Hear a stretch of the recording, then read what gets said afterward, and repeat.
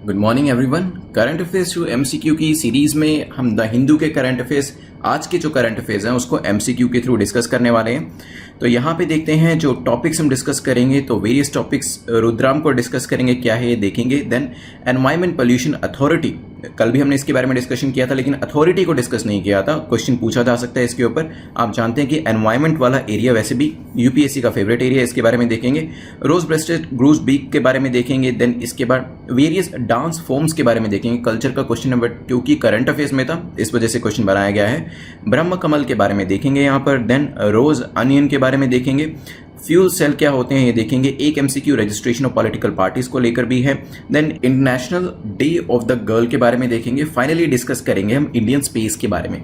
This is brief introduction about me. My name is Prince Luthra, all India rank 577 from UPSC CSC 2014 batch. तो जो new members हैं उनको एक बार welcome कर लेते हैं। तो पूनम ने ज्वाइन किया है, अरिजीत बेहरा ने ज्वाइन किया है, अंकुश कुमार ने, रोहित भास्कर ने एंड रुखसार आरा ने हमें यहाँ पे ज्वाइन किया है exam.netmock.com के ऊपर। चलिए इसके अलावा देखते हैं मार्किंग स्कीम के बारे में। तो मार्किंग स्कीम, काफ़ी सारे लोग जो काफ़ी सारे हमसे जुड़े हुए हैं तो वो जानते हैं कि हम 6 जो है स्टैंडर्ड मार्क्स रखते हैं कि 6 एमसीक्यूज आपके करेक्ट होने चाहिए ताकि आप सेफ जोन में आ जाएं। और लेस देन 6 अगर आपके एमसीक्यूज करेक्ट होते हैं तो आपको दोबारा से अटेम्प्ट कर लेना चाहिए। और जब तक आपके 10 आउट ऑफ 10 नहीं आते हैं आप उसको प्रैक्टिस कर सकते हैं। सेकंड अटेम्प्ट में वैसे अगर आपके फर्स्ट अटेम्प्ट में 3 या 2 मार्क्स भी आए तो सेकंड अटेम्प्ट में अगर आपने अच्छे से एक्सप्लेनेशन सुनी, ऐसा हो ही नहीं सकता कि 10 मार्क्स आपके ना आए।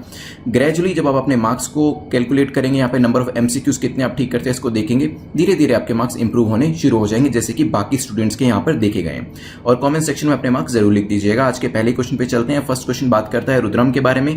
पूछा गया है कि रुद्रम को लेकर फॉलोइंग स्टेटमेंट को आप कंसीडर करिए और बताइए कि इसमें से कौन सी स्टेटमेंट करेक्ट। जैसे मैं कह रहा हूं कि जो भी टॉपिक है उसको आप सर्कल के अंदर या स्क्वायर के अंदर डालिए, अंडरलाइन करिए और क्या पूछा है सही या इनकरेक्ट उसको भी आप सर्कल के अंदर डालिए ताकि क्वेश्चन गलत होने के चांसेस बिल्कुल कम हो जाए। पहली स्टेटमेंट रुद्रम के बारे में कहती है it's a surface to surface missile. क्या ये सरफेस टू सरफेस मिसाइल है? The missile has an operational range. तो मिसाइल है ये, तो यहां से ही कंफर्म हो गया हमें।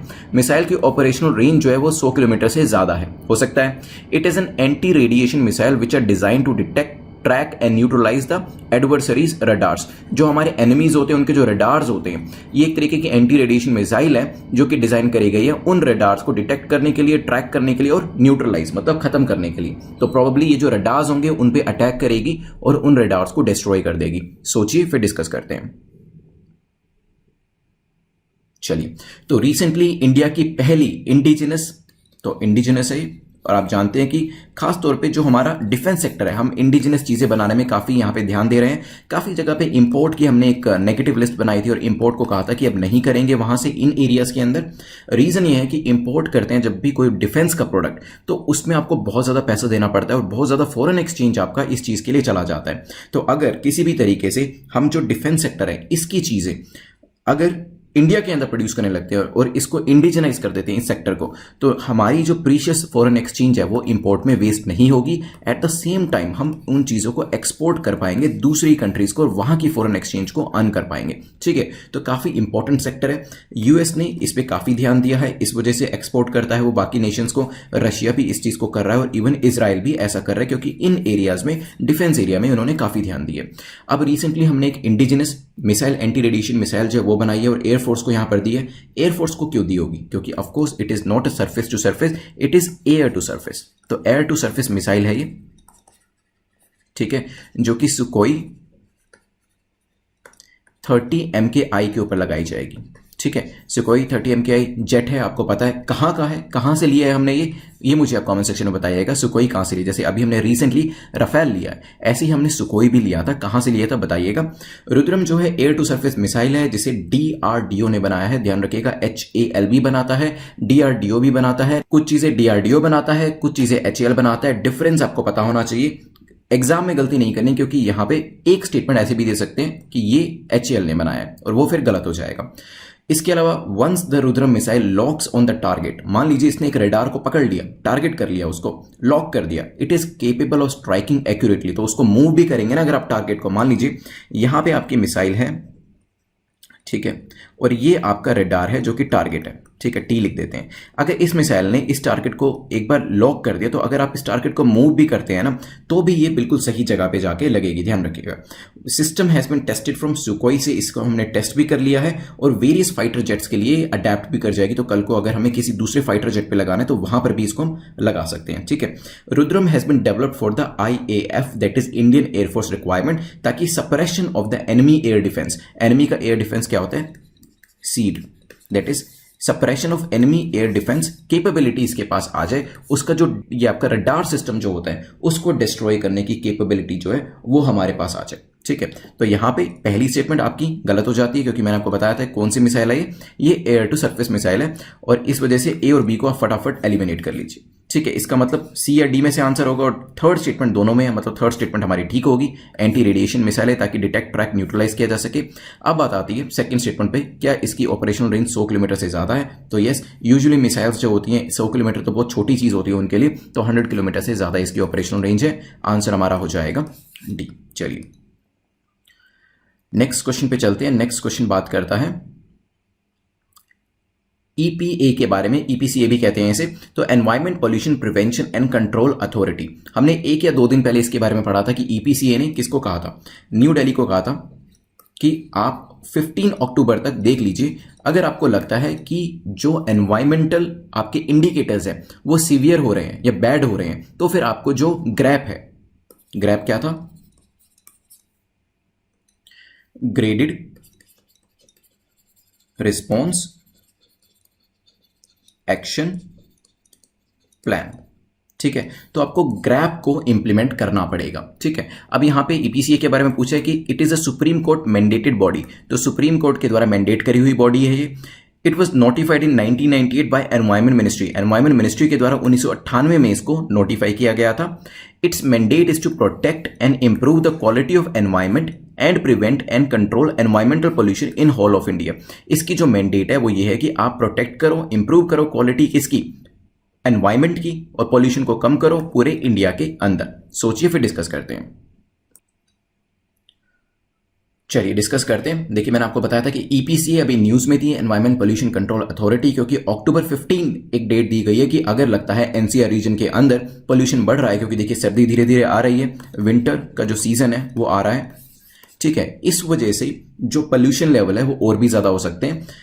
दैट्स वाई जो EPCA है उसने ये डायरेक्शंस दी हैं कि अगर आपको लगता है कि सीवियर एनवायरमेंट पोल्यूशन आपको देखने को मिल रहा है, इन दैट सिचुएशन ग्रैप को इंप्लीमेंट कर देना चाहिए, ठीक है। It's a supreme court mandated body, तो बिल्कुल ठीक है। पहली स्टेटमेंट 1998 में नोटिफाई किया गया था इसे एनवायरमेंट मिनिस्ट्री के द्वारा, ये स्टेटमेंट भी ठीक है, but it focuses upon new Delhi और बेसिकली NCR, जो NCR का रीजन होता है वहीं इसकी मैंडेट जो है वो एप्लीकेबल है।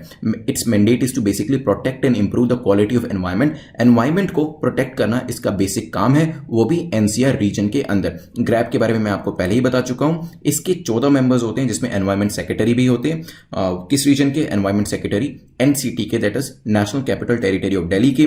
Chairperson of New Delhi municipal council भी इसके मेंबर्स होते हैं, साथ में commissioner of transport commissioner of NCT भी इसके मेंबर्स होते हैं, साथ में कुछ लोग IIT दिल्ली से, JNU से भी इसमें मेंबर्स होते हैं, ध्यान रखिएगा। तो होल ऑफ इंडिया का मैंडेट नहीं दिया गया, NCR का मैंडेट दिया गया, इस वजह से आंसर हमारा हो जाएगा ए EPCA के बारे में। चलिए सुन के लग सकता है कि पूरे इंडिया का मैंडेट होगा, बट ऐसा नहीं है। नेक्स्ट क्वेश्चन पे चलते हैं। क्वेश्चन नंबर 3, जो बायोलॉजी वाला आपका सेक्शन होता है ना, बायोलॉजी जूलॉजी वाला सेक्शन, इससे भी क्वेश्चन बन जाते हैं कई बार। IUCN स्टेटस पूछ लिया जाता है किसी चीज का, या फिर किसी पर्टिकुलर बर्ड के ऊपर कोई स्टडी करी गई है तो वहां पर क्वेश्चन बना दिया जाता है। तो यहां पे रोज ब्रेस्टेड ग्रूज बीक्स के बारे में क्वेश्चन पूछा है कि कौन सी स्टेटमेंट इनको लेकर करेक्ट है, ठीक है। तो पहले टॉपिक को आप सर्कल में डालिए या स्क्वायर में डालिए, अंडरलाइन करिए और फिर देखिए कि पूछा क्या गया है, ठीक है। पहली स्टेटमेंट क्या कहती है, it derives its name from the male of the species who have a ruby red triangular marking on a white chest and dark black wings with pink wing pits. तो यहाँ पे उसकी कैरेक्टरिस्टिक्स बता रखे कि वो किस तरीके से दिखता है, कि इसका जो नाम है वो इसकी जो मेल स्पीसीज है उससे आया है, जिसकी जो बॉडी होती है वो रेड रूबी ट्रायंगुलर मार्किंग होती है उसके ऊपर, व्हाइट चेस्ट होती है और डार्क ब्लैक विंग्स होते हैं उनके, और पिंक विंग पिट्स होती हैं। May be these grosbeaks are sexually dimorphic. इसका मतलब है कि जो मेल होते हैं और जो फीमेल होते हैं इसके अंदर वो एक दूसरे से अलग दिखते हैं, ठीक है। जैसे कि अगर मैं आपको एग्जांपल दूं, पीकॉक होता है, पीकॉक एंड पी है, ठीक है।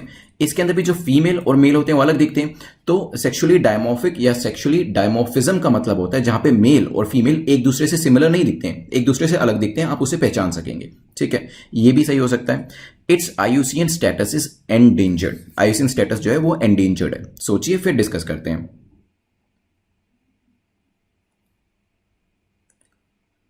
चलिए, तो न्यूज में क्यों था, देखिए पहले तो सेकंड स्टेटमेंट को देखिए। जो ग्रोसबेक्स होते हैं वो डायमॉर्फिक होते हैं, यस, उसमें मेल और फीमेल अलग अलग तरीके से दिखते हैं, तो आप पहचान सकते हैं उसको। लेकिन अभी रिसेंटली हुआ क्या है, बायोलॉजिस्ट ने फाउंड किया है एक रेयर रोज ब्रेस्टेड ग्रूसबीक जिसकी जो प्लूमेज है उसमें मेल कैरेक्टरिस्टिक्स भी हैं और फीमेल भी है। जो कलर है, जो मेल की प्लूमेज का होता है वो कलर भी है और फीमेल का कलर भी है। तो इस वजह से ये एक अपने आप में रेयर इंस्टेंस माना जा रहा है। बात करी जाए अगर इनकी कैरेक्टरिस्टिक्स की, तो फर्स्ट स्टेटमेंट जो है वो बिल्कुल ठीक दे रखी है। यहाँ पे मैं आपको एक बार दिखा देता हूं किस तरीके से दिखते हैं। तो ये रीजन है जो आपको पैटर्न दिख रहा है, फीमेल के अंदर आपको ये पैटर्न नहीं दिखेगा, तो आपको समझ में आ जाएगा कि मेल कौन है और फीमेल कौन है। लेकिन यहां पे ये जो कलर होता है ना, कलर में भी, प्लूमेज के कलर में भी डिफरेंस होता है। लेकिन जो अभी एक रेयर इंस्टेंस देखा गया वहां पे जो मेल का कलर होता है और फीमेल का कलर होता है वो एक ही पर्टिकुलर ग्रोसबीक के अंदर देखा गया। इस वजह से बायोलॉजिस्ट इसके बारे में बात कर रहे थे और इसको लेकर न्यूज भी थी। अब बात करते हैं कि आईयूसीएन के हिसाब से इसका स्टेटस एंडेंजर्ड है, तो नहीं, थर्ड स्टेटमेंट आपकी इनकरेक्ट हो जाती है। It is least concern, least concern है, आंसर हमारा हो जाएगा ए। पूछा जा सकता है, अब इसके बारे में आपको पूरी जानकारी हो गई है, मेल फीमेल डायमॉर्फिज्म और इसका जो आईयूसीएन स्टेटस है वो भी आपको पता चल गया। चलिए नेक्स्ट क्वेश्चन पे चलते हैं। क्वेश्चन नंबर 4 बात करता है विच of the following is not correctly matched. तो यहाँ पे basically various dance forms they रखी है और साथ में स्टेट से आपको मैच करना है। डांग की बात करिए, ये असम से आता है, मे बी गरबा गुजरात से, इजी है, और वीरभद्रा कर्नाटक से। तो जो लोग जिस स्टेट में रहते हैं वहां का तो वो आइडेंटिफाई कर लेंगे, लेकिन यहाँ पे यूपीएससी का मतलब ही है कि आपको एक दूसरे के कल्चर के बारे में भी जानकारी होनी चाहिए। तभी जब आप पूरा इसकी तैयारी करते हैं, सबसे बेस्ट चीज जो है यूपीएससी के बारे में इसका सिलेबस ही है, क्योंकि कहीं पे भी आपको बोरिंग फील नहीं होता है। आप एक दूसरे के कल्चर के बारे में जान रहे होते हैं, आप अपनी हिस्ट्री के बारे में जान रहे होते हैं, आप एंशिएंट इंडिया के बारे में पढ़ते हैं, ज्योग्राफी ऑफ इंडिया के बारे में पढ़ते हैं, इंडिया के करंट अफेयर्स के बारे में पढ़ते हैं। तो कभी भी ऐसा एक भी टॉपिक आपको नहीं मिलेगा जो कि आपको बोर कर दे, क्योंकि अपने आप में इतना इंटरेस्टिंग इसका पूरा का पूरा सिलेबस रहता है। अब यहाँ पे हम डांस फॉर्म्स की बात कर रहे हैं। जिन लोगों की जो कर्नाटक से आते होंगे, गुजरात से आते होंगे, असम से आते होंगे, उनको अपने यहाँ की जो फेमस डांस फॉर्म्स हैं उनके बारे में तो पता ही होगा। लेकिन इस क्वेश्चन के बाद उनको दूसरे स्टेट्स की जो डांस फॉर्म्स होती हैं उनके बारे में भी जानकारी हो जाएगी, जो अपने आप में ही काफी एंथ्रिलिंग रहता है कि बाकी के स्टेट्स में क्या हो रहा है, वो किस किस तरीके से चीजें करते हैं, उनके और हमारे बीच में कितनी सारी सिमिलैरिटीज है, सिर्फ नाम का ही डिफरेंस है। तो ये सब चीजें पता चलेंगी यहाँ पे। सोचिए इसके बारे में, फिर डिस्कस करते हैं। चलिए, तो न्यूज में क्यों था, क्योंकि गुजरात गवर्नमेंट ने रिसेंटली रूल्ड आउट किया है कमर्शियल और traditional street garbas in the state. तो यहां पे राज्य के अंदर उन्होंने कहा है कि हम कमर्शियल और ट्रेडिशनल स्ट्रीट गरबाज जो पहले वो किया करते थे वो नहीं करेंगे, क्योंकि कोविड-19 जो है उसकी प्रॉब्लम चल रही है और सोशल डिस्टेंसिंग मेंटेन करना अभी काफ़ी ज़रूरी है। और आप जानते हैं कि ऑलमोस्ट 1 साल होने वाला है और कोई भी त्यौहार जो है अच्छे से, कोई भी फेस्टिवल हमने अभी सेलिब्रेट नहीं किया इसकी वजह से, और वो ज़रूरी भी है क्योंकि सोशल डिस्टेंसिंग मेंटेन करना इस टाइम पर काफ़ी ज़रूरी है। Till the time we get a very important vaccine. जब वैक्सीन आ जाएगी उसके बाद चीज़ें काफ़ी हमारे लिए आसान हो जाएंगी। अभी बात करते हैं क्या वीरभद्र कर्नाटक से है, तो यस, तीसरा जो है वो करेक्ट है, ये करेक्टली मैच है। गरबा गुजरात काफी फेमस है, ये भी आपको पता होगा, लेकिन डांग जो है वो असम से नहीं है। कहां से है डिस्कस करेंगे, बट पहले आंसर मुझे बताइए क्या होगा। क्या डी आंसर होगा? नहीं, आपको क्या बताना है, ध्यान से पढ़िएगा, इसको अंडरलाइन करिएगा, सर्कल करिएगा, जो भी कर सकते हैं ताकि आपको याद रहे। तो आपको आंसर यहां पे हो जाएगा सी, क्योंकि सिर्फ पहला ऐसा है जो मेल नहीं खाता है, विच इज नॉट मैच्ड। चलिए, न्यूज आपको पता चल गई। अब हम डांग के बारे में देखेंगे। डांग कहां से है, किसी को पता है इस चीज के बारे में? सोचिए। यस, गुजरात से। तो साउथ गुजरात में पर्टिकुलरली ये सेलिब्रेट किया जाता है। इवन महाराष्ट्र और गुजरात का जो बॉर्डर है वहां पर सेलिब्रेट किया जाता है। होली के टाइम पे ज्यादातर इसको मनाया जाता है, ठीक है, होली के फेस्टिवल के आसपास। चलिए चलते हैं नेक्स्ट क्वेश्चन के ऊपर। क्वेश्चन नंबर 5 जो है बात करता है ब्रह्म कमल के बारे में। पूछा गया है कि ब्रह्म कमल को लेकर आपको बताना है कि जो स्टेटमेंट्स हमने मेंशन करी है उसमें से कौन सी करेक्ट है। ठीक है, पहली कहती है it is named after god Brahma who is believed to have created the universe. इसका जो नाम रखा गया वो गॉड ब्रह्मा के नाम पर रखा गया जिन्होंने इस यूनिवर्स को बनाया था। It grows at mountain range between 4500 meters, 4500 से 5500 मीटर की ऊंचाई पर यह मिलता है। And it grows at higher reaches of Ladakh, Ladakh की हायर रीचेज के ऊपर भी ये ग्रो होता है। सोचिए फिर डिस्कस करते हैं। चलिए, तो रिसेंटली जो रेयर ब्रह्म कमल है ये अपने आप में अकेला ऐसा फूल है जो कि सनसेट के बाद ब्लूम करता है। ठीक है, सूर्य अस्त के बाद ये ब्लूम करता है और वो भी just once in a year, एक साल में सिर्फ एक बार। इसको भी रिसेंटली स्पॉट किया गया हिमालयस के अंदर, उत्तराखंड के अंदर स्पेसिफिकली, तभी ये न्यूज़ में था क्योंकि अपने आप में एक रेयर इंस्टेंस है। और यहाँ पे क्योंकि एनवायरमेंट इकोलॉजी, आपका जो जूलॉजी है, प्लांटेशन वाला एरिया है, प्लांट्स के बारे में भी क्वेश्चन पूछे जाते हैं, वहाँ पे ये क्वेश्चन बन सकता है। न्यूज़ में भी दिया गया था, तो इसके बारे में आपको पता होना चाहिए। साइंटिफिकली इसका जो नाम है वो है ससोरा, लिख देता हूँ मैं आपको, ससोरा ओबवलाटा। ठीक है, scientific name is not that important, but आपने सुन लिया, कहीं ना कहीं आपके जहन में बैठ जाएगा। ये फ्लावर जो है इसका जो मेंशन है हमारे होली स्क्रिप्चर्स हैं वहां पर भी इस पर्टिकुलर फ्लावर का मेंशन किया गया है। इवन केदारनाथ हो, बद्रीनाथ हो, वहां पर जो होली श्राइन्स है वहां पर भी इसे चढ़ाया जाता है। ब्रह्म कमल की बात करें, इसे किंग माना जाता है, किंग ऑफ हिमालयन फ्लावर्स। तो हिमालयन फ्लावर्स का इसे किंग माना जाता है। और उत्तराखंड का जो स्टेट है वहां का ये स्टेट फ्लावर है, ये भी ध्यान रखिएगा, उत्तराखंड का स्टेट फ्लावर है। State government has now started nurseries. Chamoli district के अंदर जो उत्तराखंड की गवर्नमेंट है उन्होंने स्टेट नर्सरी स्टार्ट करी है ताकि ब्रह्म कमल को वहां पे उगाया जा सके। और इसका जो इस्तेमाल है वो आयुर्वेदा और तिब्बतन मेडिसिन के अंदर भी किया जाता है, ध्यान रखिएगा। तो काफी इंपॉर्टेंट है, एक तरीके से जड़ी बूटी ही मान सकते हैं आप इसको। रिसेंटली न्यूज में था तो इसके ऊपर क्वेश्चन बनाया गया। आंसर क्या हो जाएगा हमारा, ए और बी, मतलब फर्स्ट और सेकंड स्टेटमेंट हमारी करेक्ट है, लद्दाख में नहीं है, आंसर हो जाएगा ए। चलते हैं नेक्स्ट क्वेश्चन के ऊपर। चलिए नेक्स्ट क्वेश्चन पे चलते हैं। उससे पहले प्रीलिम्स प्लस मेंस का जो हमारा गाइडेंस प्रोग्राम है इसके बारे में जान लेते हैं। तो आपको वेरियस टेस्ट सीरीज और जो हमारी वीडियो सीरीज है वो इसके अंदर मिलती है। इसके अंदर आपको मुझसे गाइडेंस भी मिल जाती है। अगर आप ये जानना चाहते हैं कि प्रीलिम्स मेंस और इंटरव्यू के अंदर आपकी तैयारी कैसे होनी चाहिए, किस किस तरीके की प्रॉब्लम्स आती हैं और किस किस तरीके की प्रॉब्लम्स को कैसे आपको सॉल्यूशन प्रोवाइड करना चाहिए, ये गाइडेंस के लिए आप मुझसे बात कर सकते हैं। प्रीलिम्स की आपको टेस्ट सीरीज मिल जाती है, हिंदी इंग्लिश बायलिंगुअल रहती है। सीसेट के प्रीवियस ईयर पेपर्स मिल जाते हैं। मेंस की आंसर राइटिंग भी आपको मिल जाती है। स्पेक्ट्रम थ्रू एमसीक्यू की सीरीज बायलिंगुअल में आपको मिल जाती है हिंदी इंग्लिश के अंदर। सेम गोस फॉर एनिमेशन की जो हमारी सीरीज है ये भी दोनों लैंग्वेजेस के अंदर, दोनों भाषाओं के अंदर अवेलेबल है। इंडियन पॉलिटी और आर्ट एंड कल्चर के जो एमसीक्यूज की हमारी वीडियो सीरीज है ये भी बायलिंगुअल रहती है। तो यहां पर आपको हिंदी और अंग्रेजी भाषा के अंदर प्रीलिम्स प्लस मेंस का गाइडेंस प्रोग्राम जो है वो मिल जाता है 2021 के लिए। इसका लिंक नीचे डिस्क्रिप्शन में दिया गया है, इसे चेकआउट कर सकते हैं या फिर सीधा ही आप exam.netmock.com पे जा सकते हैं। चलिए नेक्स्ट क्वेश्चन पे चलते हैं। क्वेश्चन नंबर 6 बात करता है रोज अनियन के बारे में। पूछा गया रोज अनियन के बारे में कौन सी स्टेटमेंट आपकी ठीक है। ठीक है, करेक्ट पूछा है यहाँ पर। पहली स्टेटमेंट कहती है the onions of this variety have bulbs with flat base and are spherical. तो ये जो अनियंस होते हैं ये इसकी जो वैरायटी है बल्ब्स की तरह होते हैं। इसका जो बेस होता है वो फ्लैट होता है और ये स्फेरिकल शेप में होते हैं। तो बेसिकली एक तरीके से गोल होते हैं, ये कहना चाह रहे हैं। They are also known to contain higher level of protein, phosphorus, iron and carotene. तो इनके अंदर ज्यादा मात्रा में प्रोटीन, फॉस्फोरस, आयरन और कैरोटीन पाया जाता है, हो सकता है। They are grown in Maharashtra and have a GI tag. तो यहाँ पे महाराष्ट्र में ये मिलते हैं और इनको GI टैग भी मिला हुआ है। सोचिए फिर डिस्कस करते हैं। आई होप आपने इसके आंसर के बारे में सोच लिया होगा, काफी इंपॉर्टेंट क्वेश्चन है। तो रिसेंटली यूनियन गवर्नमेंट ने परमिट किया है कि जो बेंगलोर के रोज अनियंस हैं, कृष्णपुरम अनियंस के साथ साथ 10,000 मैट्रिक टन्स तक उसको एक्सपोर्ट किया जा सकता है और इसके लिए टाइमलाइन दी गई है मार्च 31, 2021। तो कृष्णपुरम अनियंस हो, रोज अनियंस हो, इनको एक पर्टिकुलर लिमिट तक एक्सपोर्ट किया जा सकता है। ठीक है, तो यहाँ पे रोज अनियंस कहां से मैंने आपको बताया, बेंगलोर के, मतलब ये कर्नाटका में मिलते हैं, महाराष्ट्र के नहीं है। महाराष्ट्र के अंदर मिलते जुलते यहाँ पे रेड अनियंस के नाम से जाने जाते हैं, वो मिल जाते हैं। ठीक है, GI टैग इसको मिला हुआ है, तो यस GI टैग इसको मिला हुआ है, लेकिन जो बेंगलोर है वो इसके लिए फेमस है, महाराष्ट्र नहीं। इस वजह से तीसरी स्टेटमेंट आपकी इनकरेक्ट हो जाती है। अगर आपको सिर्फ ये एक चीज पता होती तो पूरा क्वेश्चन ही आपका ठीक हो जाता है, क्योंकि सीधा ही आप D मार्क कर देते। कई बार ऐसा होता है कुछ क्वेश्चंस के अंदर क्रूशियल स्टेटमेंट्स दे रखी होती है, अगर आप उसको एलिमिनेट कर देते हैं तो आपका आंसर करेक्ट हो जाता है। मतलब आपको बाकी की जो 2 स्टेटमेंट्स है वो पढ़ने की भी जरूरत नहीं है, सीधा आपका आंसर करेक्ट हो जाएगा, आपको पता चल जाएगा D is the correct answer. But यहाँ पे क्योंकि हम प्रैक्टिस कर रहे हैं, हम पहली दो स्टेटमेंट्स को भी देखेंगे। अनियन की यहाँ पे शेप के बारे में दिया है, मैं आपको फोटो में दिखाऊंगा अभी। स्फेरिकल शेप होती है, बल्ब के आकार के होते हैं, तो पहली स्टेटमेंट बिल्कुल ठीक है। और इस पर्टिकुलर अनियन के अंदर प्रोटीन से लेके फॉस्फोरस, कैरोटीन से लेके आयरन की मात्रा कंपेयर टू अदर अनियंस ज्यादा होती है, तो दोनों स्टेटमेंट्स ठीक हो जाती है।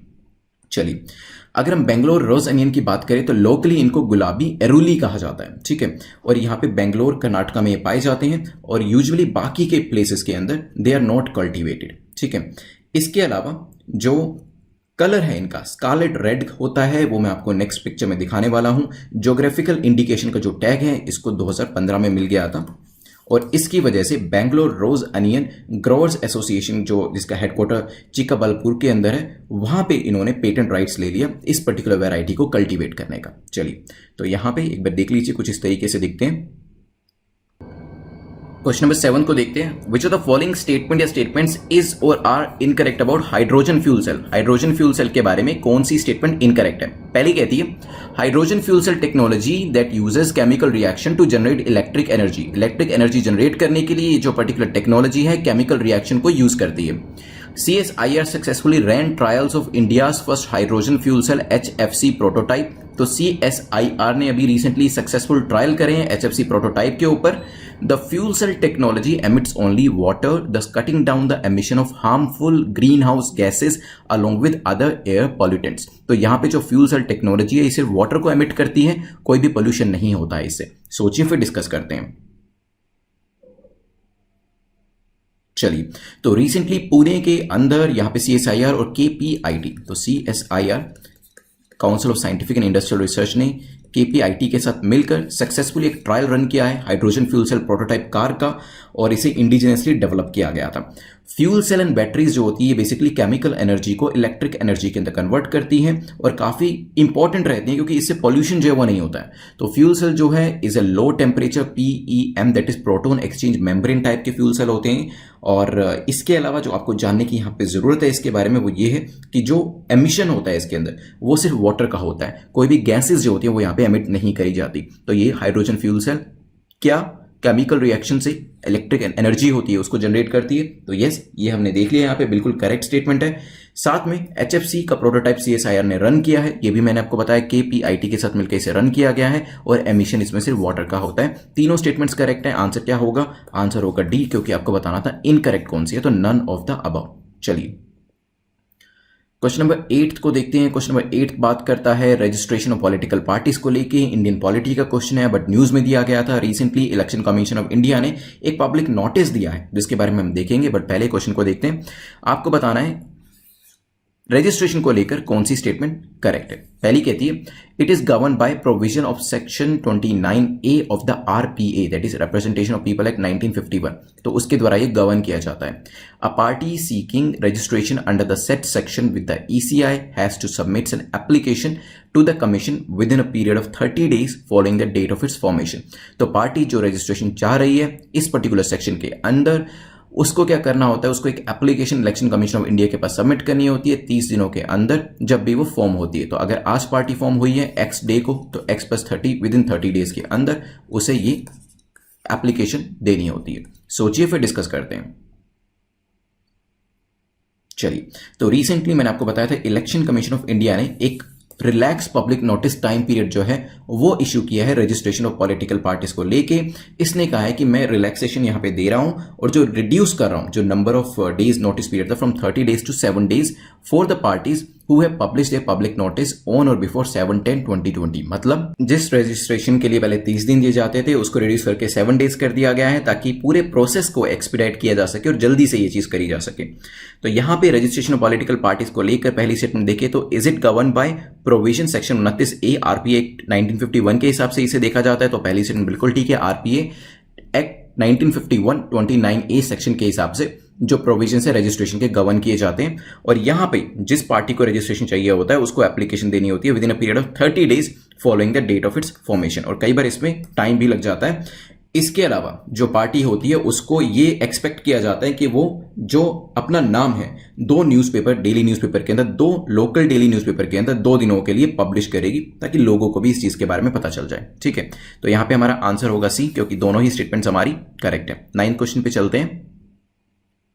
क्वेश्चन नंबर 9 बात करता है basically international day of girls के बारे में पूछा गया कि कौन सी स्टेटमेंट इसको लेकर करेक्ट है, कौन सा कथन सही है। पहली कहती है statement, international day of girl is declared by United nation and observed every year on 11th of October. तो यूनाइटेड नेशन के द्वारा क्या इसे डिक्लेयर किया गया था और 11 अक्टूबर को इसे हम ऑब्जर्व करते हैं। May be it aims to empower girls and fulfil their human rights. इसका जो बेसिक ऑब्जेक्टिव है वो ये है कि आपको गर्ल्स को एम्पावर करना है और उनके जो ह्यूमन राइट्स है उनको फुलफिल करना है। थीम इस बार का है my voice our equal future. सोचिए अब इसके बारे में। चलिए, तो यहां पे न्यूज में इस वजह से था क्योंकि फिल्म्स डिवीजन जो है वो वेरियस एनिमेशन डॉक्यूमेंट्रीज यहां पे शो कर रहा है international day of the girl, जो कि 11th ऑफ अक्टूबर को सेलिब्रेट किया जाता है और ऑब्जर्व किया जाता है।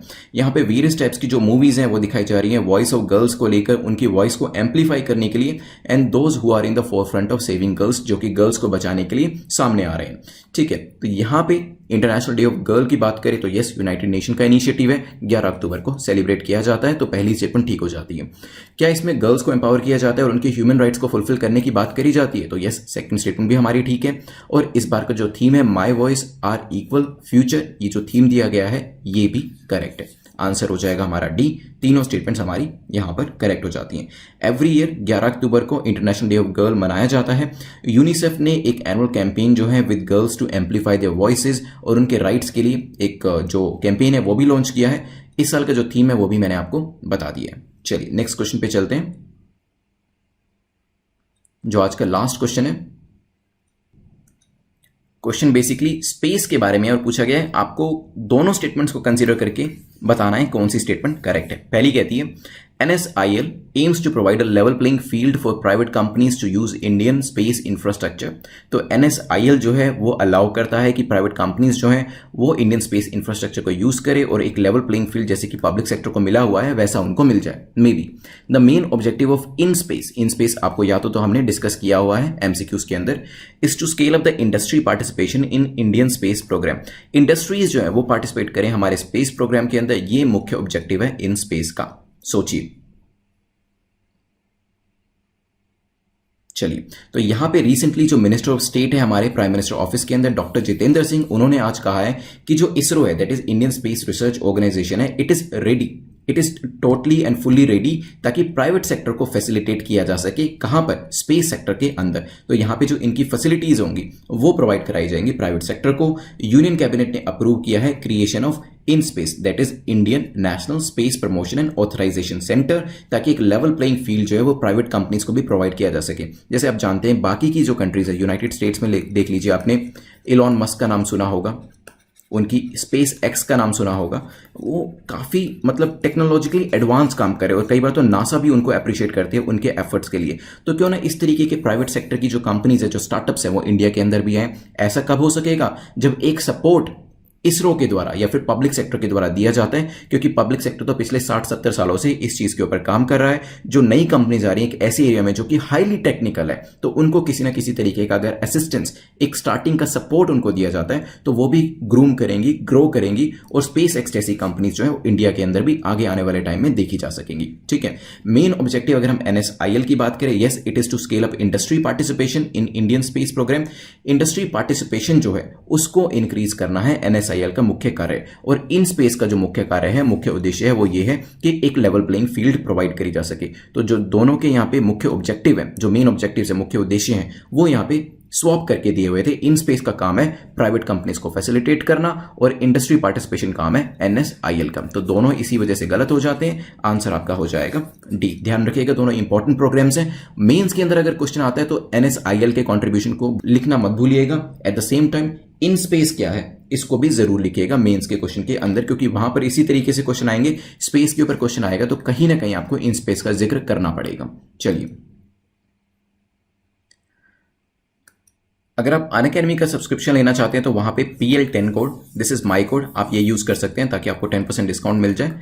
एंड आप जब इस कोड को यूज़ करेंगे तो मुझे भी इसके बारे में पता चल जाएगा, then I will also be able to help you out. चलिए यहाँ पे रिविजन करते हैं 2 मिनट के अंदर। और इसके बाद आज एक और सरप्राइज है प्रीलिम्स के साथ साथ। अब हमने एक हमारे सब्सक्राइबर ने कहा था कि सर आप मेंस के क्वेश्चन भी देना शुरू करिए, तो मेंस के क्वेश्चन भी अब हमने स्टार्ट कर दिए हैं इसके अंदर एंटर करने। तो उसको भी आप चाहें तो netmock.com की साइट पे जाके कमेंट सेक्शन के अंदर लिख सकते हैं, सबमिट कर सकते हैं अपने मेंस के आंसर्स भी। चलिए शुरुआत हमने रुद्रम से करी थी। तो यहाँ पे एंटी रेडिएशन मिसाइल है, जो रडार्स होते हैं आपकी एनिमी कंट्री के, उनको टारगेट करने के लिए बनाई गई है। एयर टू सरफेस मिसाइल है। देन डिस्कशन हमारा हुआ था ईपीसीए के बारे में। एनसीआर रीजन के ऊपर ध्यान रखा जाता है, सुप्रीम कोर्ट द्वारा मैंडेट किया गया है। और ग्रैप को कहा गया था ग्रेडेड रिस्पॉन्स एक्शन प्लान अक्टूबर 15 से स्टार्ट करने के लिए, अगर दिल्ली एनसीआर अपने पॉल्यूशन को कंट्रोल नहीं कर पाता है। रोज ब्रेस्टेड ग्रोसबीक के बारे में हमने देखा था, मेल फीमेल अलग तरीके से दिखते हैं, ये देखा था। आईयूसीएन स्टेटस लीस्ट कंसर्न हमने इसके बारे में डिस्कस किया था। देन हमने देखा था कौन सा करेक्टली मैच नहीं करता, डांग कहां से था, ये भी गुजरात से था, जस्ट लाइक गरबा। अभी न्यूज में इस वजह से था, गरबा को मना किया गया सोशल डिस्टेंसिंग की वजह से। फिर हमने देखा था ब्रह्म कमल के बारे में, उत्तराखंड में पाया जाता है और इसके मेडिसिनल पर्पसेस के लिए भी इसको यूज किया जाता है। साल में एक ही बार उगता है, अभी नर्सरीज इसकी लगाई जा रही हैं। देन क्वेश्चन नंबर 6 में हमने देखा था रोज अनियन के बारे में, कहां से आता है, बेसिकली बेंगलोर में इसे उगाया जाता है और अभी एक्सपोर्ट की परमिशन दे दी गई है। जीआई टैग इसको ऑलरेडी मिला गया। बल्ब के आकार का होता है, स्कारलेट रेड कलर इसका होता है। हाइड्रोजन फ्यूल सेल के बारे में देखा था। तो बेसिकली जो केमिकल रिएक्शन है उससे इलेक्ट्रिसिटी जनरेट करने की बात करी जाती है और जो इसमें एमिशन होता है वो सिर्फ वाटर का होता है, तो काफी क्लीन है हमारे एनवायरमेंट के लिए। देन डिस्कशन हमारा हुआ था पॉलिटिकल पार्टीज का। सेक्शन 29A के बारे में देखा था, आरपीए 1951 को लेकर, और यहाँ पे 30 डेज का जो टाइम था अभी उसको रिलैक्स करके 7 डेज कर दिया गया है। देन लास्ट क्वेश्चन में हमारा डिस्कशन हुआ था ओके 9th क्वेश्चन के अंदर इंटरनेशनल डे ऑफ गर्ल के बारे में। यहां पे मैंने आपको my voice our equal future जो इसका थीम है वो भी बताया था।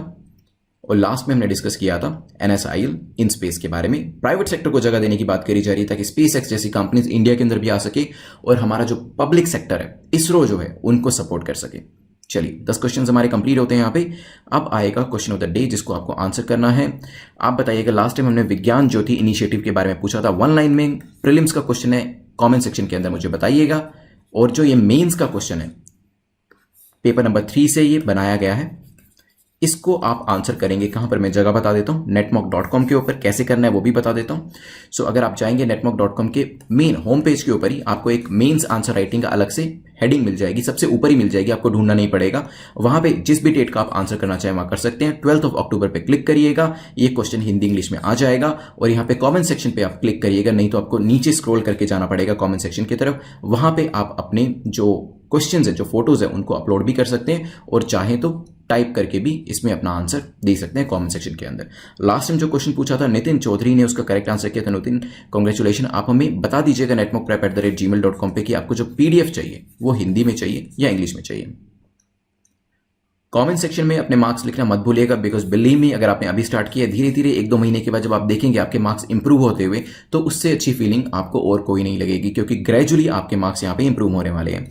जो लेक्चर की PDF है वो आपको टेलीग्राम चैनल पर मिल जाएगी। कोई और भी आपका डाउट होता है तो @Prince Luthra सर्च कर लीजिएगा और डायरेक्टली आप मुझे टेलीग्राम पर मैसेज कर पाएंगे। मुझसे अपने डाउट्स आप क्लैरिफाई करा सकते हैं। बेल आइकन प्रेस कर दीजिएगा। काफी सारे लोगों को नोटिफिकेशन ये प्रेस नहीं होने की वजह से नहीं मिलता है। So thanks for watching, see you tomorrow.